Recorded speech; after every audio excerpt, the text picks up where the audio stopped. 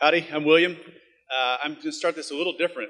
I'm a team of one, and so living the startup dream, and I really would love for you to engage with this thought. We're a real company operating for about 4 years, but I would love for you to think about how you could help or participate. So this is why I'm going to show you why we're here. Oh, I got the warning. Thank you. All right. So, as you all know, over the last 7 years in particular, we're in this era of convergence, where Google's reading your emails, cookies are tracking you, and you're seeing ads show up for underwear on CNBC, and Facebook knows your likes, and Pinterest knows your pins. Basically, the whole world is following you around, right? You've got these ad tech, high-flying Silicon Valley companies that are all just exchanging this information about you as you go through your life. We hear about the Internet of Things, this APIs and API management. And, big data is kind of an old term, but really come into like daily vernacular. People that don't even really know what big data is, they say big data every day. Right? So the interesting thing is, that's all you, but on the Internet, right? What it isn't is you in real life. And that's 90% of the economy. Right? I'm not saying that online stuff isn't important. I think it's very important. But there is a whole nother section of us as consumers and business owners that happens in brick and mortar stores and in our homes and in the grocery stores. So what do I mean about in real life and comparing these ad networks and Facebook likes to what's happening in brick and mortar stores? Well, when you go into a Target, they know exactly what you buy, and they've profiled you, and they can understand who you are as you walk through the aisles. But their data stops when you leave Target, right? But when you pay with a MasterCard there at Target, MasterCard says, oh, interesting, Kristen shopped at Target. Well, now she went and shopped at Whataburger. You might make an extrapolation there, but you actually have no idea what she bought at Target, and you have no idea what she bought at Whataburger. So we end up with this. I got this email the other day. Thank you, Groupon, for sending me an offer to have my eyebrows waxed and tinted. This is big data. This is a $3 billion company that has access to probably more transactions than any of us in this room may ever experience. And this is the offer I got on, what was the date? September 29th, 2016. I'm never, ever going to get maybe my wife wants me to do that, I don't know. But this is where we stand today as far as the intelligence behind individual purchasing behavior. So there's a reason, is because a payments industry, I love kind of what's happened, it's kind of the dichotomy of conversations today. Payments industry is very interested in the transaction fees. They built a whole apparatus around that. To us, we're very interested in the data underneath that transaction. So by nature, we have to get involved in the transaction, but the fees are not what we're after. So our goal as a company, what we set out to do 4 years ago, is to build a way in which we can understand at a personal level what is in everyone's baskets as they move throughout their lives, whether that is online, on the internet, or in a brick and mortar store. That could be a mom and pop, at a barber shop or a coffee shop, or it could be at a big box retailer. So what we did to start that journey, as any startup does, is figures out how to break that chicken and egg. And so we built some mobile point of sale apps that are for specific market needs. So a nonprofit or small business owner or political campaign downloads our app and uses that to conduct their business, to either accept donations or for you to buy your coffee at the counter. So in many cases, we compete against someone like Square. And that's how we make our money, off of some transaction fees while we're collecting the data.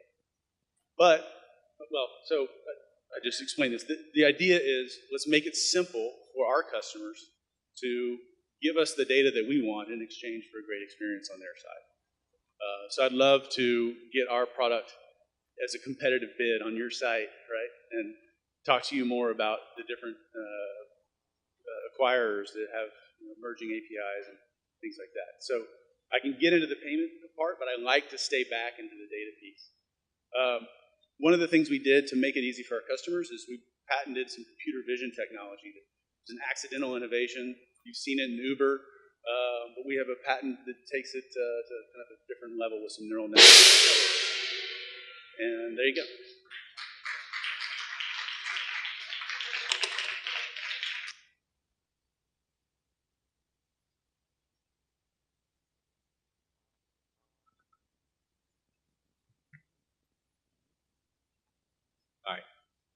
I may not be understanding completely, but I mean, a lot of the capabilities you're talking about are in place currently in the retail space, and they're in place currently in the online space.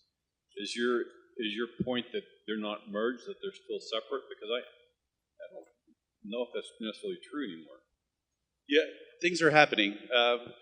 It is. There's a nexus there where you have, of course, point of sale providers in every brick and mortar store, and that's a competitive market, as we all talked about earlier. And of course, you've got online marketplaces and Magentos and e-commerce sites. The important piece is we've actually got different products for different markets, right? So it's not that we would go to Best Buy and ask them to use our mobile point of sale. It's that we would go to a big enterprise and say, we've got some computer vision that may enable in-floor checkouts like the Apple Store, but without having payment hardware. They might use our payment tokenization, which would help their PCI compliance.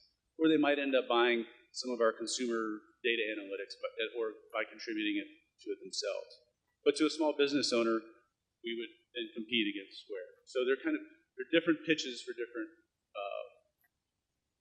industry players, if that makes different parts of the industry spectrum. Well, so someone would go into the retail space as a point of sale and try to sell a point of sale, like the actual terminal and the hardware. You couple a payment processor with them. Our offering to that would be an addition to say, let us help you understand your customers better by integrating across those two. Right? So that doesn't really exist today. You've got people that are want to sell you terminals and people that want to sell you processing, but they're not really stitching all that together.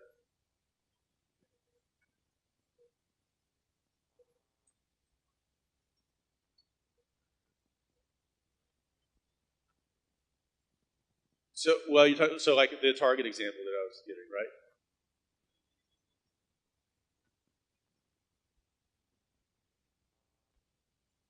So they'll know, right? So they'll know that they've sold bulk to Target. The Target's selling a product really well, but Procter & Gamble does not know that William Cervin buys frosted flakes. That's the level of granularity that we're getting after. Right? They'll know that men 35 to 40 may buy beers and diapers, but they won't know who I am as a person and what else I do. Yes, so taking that one step further, you're talking about the very granular level that you're getting. You're getting item level specific data about specific individuals, right? That's right, yeah. Okay, so that's kind of the holy grail when it comes to tracking apps, because we can only categorize things so well, especially at a store like Target, when it could be one of 100 different categories of spending. So are you making a way for applications like Cheddar or Budget to easily access that data to provide their users with a further level of understanding about the categorization of their spending? Cool. So I love your line of thinking. That's one of the reasons why we're here. So our system currently, while built on APIs, is not public. Those APIs are locked internally. One of the things that I'm doing in conversations with both enterprises and startups is what are interesting APIs for people to latch into. So there's some obvious ones, of course, to compete like against Stripe and online payments, but there's some more nuanced ones that we'd love to see how to monetize that data. Over here. Hello, on your right. Yes. Hello, your other right. Hey, I just wanted to let you know you have a very engaging style of presentation. I was very drawn in and wanted to hear what was going to happen next. So good job on that. Secondly, I really want to hear there's some opt-in here, because this does not sound interesting to me as a consumer unless I do I do track my budget in a way that some of this would be very helpful, but then not being able to approve that has me quite concerned. Sure. So, as we all have said in this room, is privacy is a very important thing. I'll take I won't say a contrarian point of view, but I do think privacy is a bit of a trade-off. That if people receive value in exchange for privacy, most people will exchange that. It's a choice, exactly, right.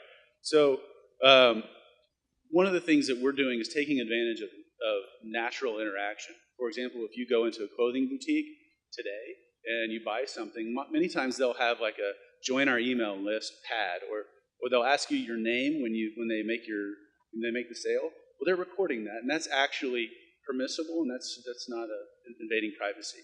So we'll take advantage of that by kind of codifying that into a database so it makes it easy to access. But then, of course, we're never going to give another merchant your name if you have not opted into that merchant.